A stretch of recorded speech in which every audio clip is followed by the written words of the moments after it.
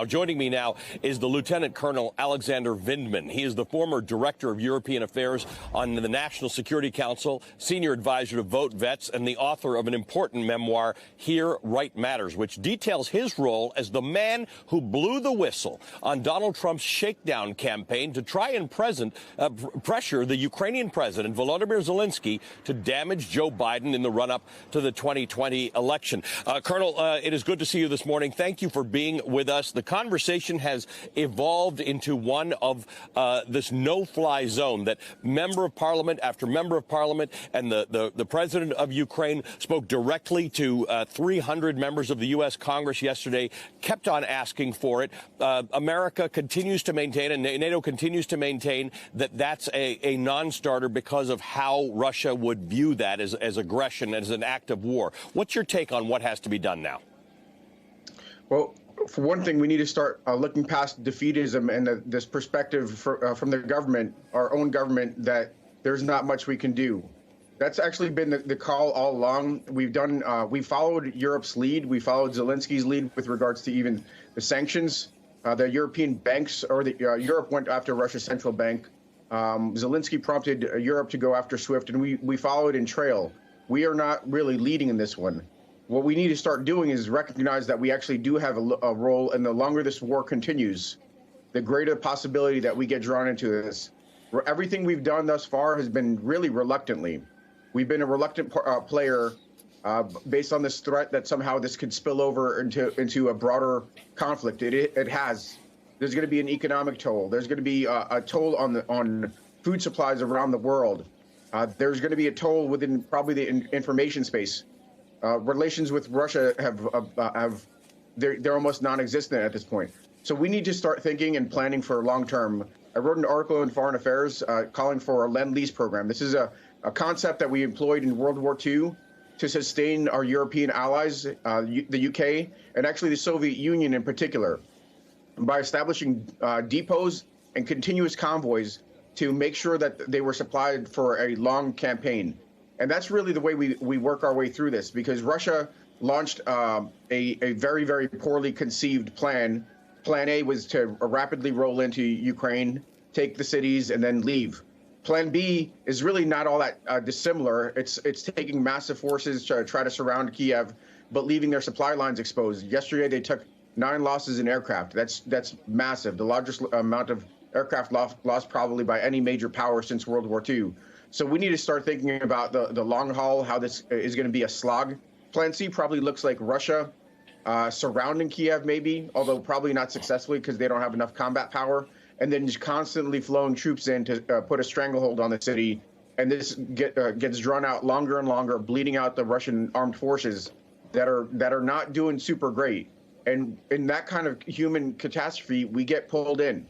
It's just that simple. There is no returning to normal. The question is, how do we keep a Cold War from turning into a hot war? And we do this by provisioning the Ukrainians with medium and long-range anti-tank, with air defense capabilities, and with UCAVs, unmanned combat aerial vehicles, to strike deep targets. That's the way we get through this. So I can't underscore the degree to which you are an expert on this. You were not only the expert on it at the National Security Council, you were in that room where a precursor to this event took place when Donald Trump tried to deny congressionally approved aid to Ukraine. But you're also from here. You're from Ukraine. I want to read just a little bit from this article that you publish in Foreign Affairs, which I think is a must read. It's what you've been saying, but I want to just put this on the screen so that our viewers can see it. The Kremlin has suffered catastrophic losses in terms of personnel, vehicles, and equipment, but the Russian military has significant reserves to replenish its forces. Meanwhile, Ukraine will run short of fuel, ammunition, anti-tank weapons, air defense systems, unmanned combat aerial vehicles, and aircraft long before its manpower is exhausted or its morale breaks. Western democracies have the necessary resources to close this gap and ensure that Ukraine prevails. So if that's not a no-fly zone, what does that actually look like on the ground? Does it look like Ukrainians having Stinger missiles and javelins to take down aircraft and helicopters and missile batteries?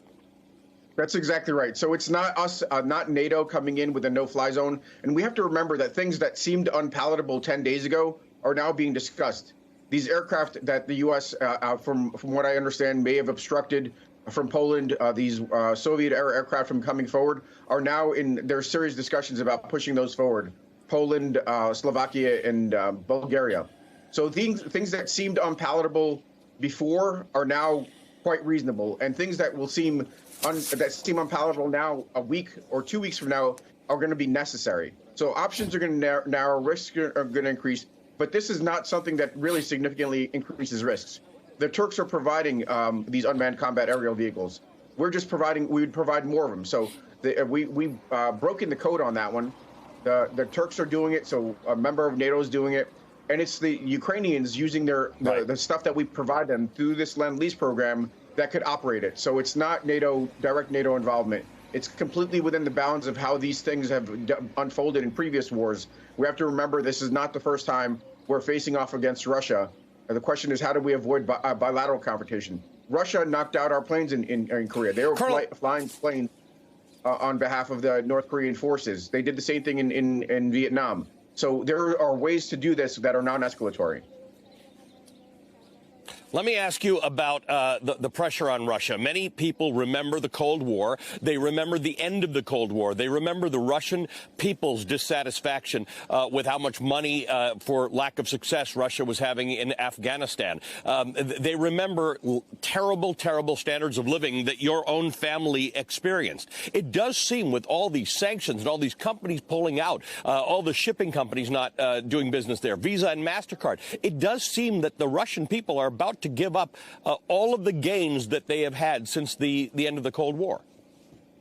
Absolutely. This is going to be a reversal to the depths of the Cold War, where the Soviet Union was isolated from the financial institutions, from media. There is no such thing as free press. We went from an autarky, which had some artifacts of democracy, to an outright tyrannical dictatorship.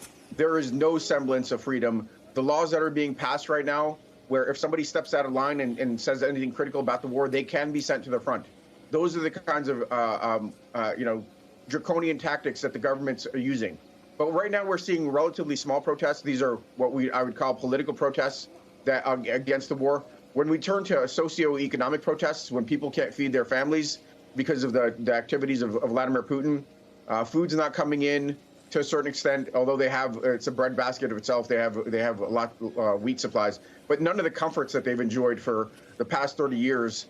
When those start to fall away, when the security services stop getting paid, that's when you start getting major unrest. And the body bags coming back from Ukraine, that's going to have a multiplier effect. It's going to be 11,000 Russian soldiers have died. That's a tragic, enormous number of Russian soldiers that were fed in as cannon fodder. And there's only more coming based on the battle plans that are unfolding. I mean, these are not, it doesn't take a deep, read of the intelligence, which I don't have access to. You could just see the facts unfold on the ground, and it's crystal clear how the Russians are operating, what kind of directions they've gotten from their political leadership, from Putin and so forth. It's going to be a catastrophe.